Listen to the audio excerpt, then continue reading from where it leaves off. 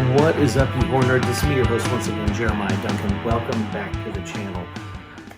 I got a review for you that is written and directed by an iconic horror god. Did they strike out or did they hit it big? Let's talk about it. Talking about the 2010 My Soul to Take. This is rated R, runs for 107 minutes. Now, if you haven't heard of this one, of course, it's from writer and director of Nightmare on Elm Street and Last House on the Left, My Soul to Take. Here's what this is about in case you aren't familiar with this film. Only one has the power to save their souls.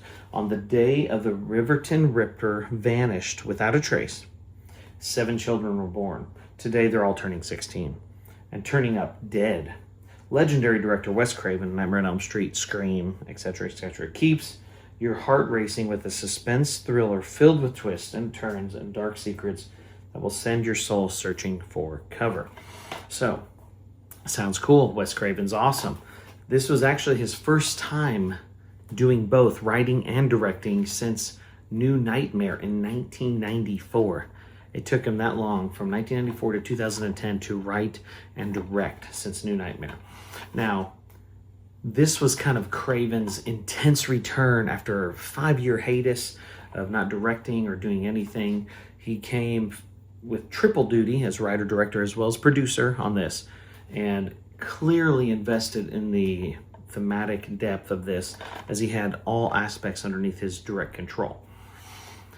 This is a supernatural thriller. It's, like it said, the teens are born at the exact night of the serial killer's supposed death, and they get targeted, right?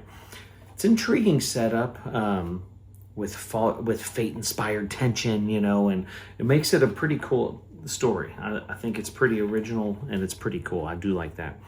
However, this thing was a commercial flop when it came out. They gave him a $25 million budget because it's Wes Craven. The thing only grossed, I think, 21.5 worldwide ever, and it never recouped its production costs. This was definitely a tax write-off for the production company. Critics even slammed this thing when it came out. Most said it was dull, you could like easily predictable, I guess is what I'm trying to say, and it was joyless. They didn't see much in it. I kind of tend to agree with that. I mean, there's not really much here to grab a hold. You watch it and you're excited because it's Wes Craven, but it just kind of drops a little bit. Just kind of bums you out, you know. Narratively, it's overstuffed.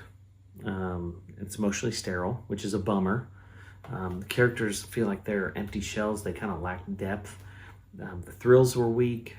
They had a marketing stunt, which I am a sucker for marketing stunts, but they tried to have somebody fake stabbed at a premiere, and it just backfired. People were like, what the heck? And that didn't land. I think that the ball started falling apart before it even started rolling. So that was kind of a bummer. But it was actually named after the bedtime prayer, Now Lay Me Down to Sleep, My Soul to Take, you know, which is, of course, he used that in A Nightmare on Elm Street, which is kind of a cool throwback and tie-in. I'm going to give this a 4.5 out of 10, My Soul to Take, mainly probably just because it's Wes Craven, and I love his work, and I wanted my collection because of that.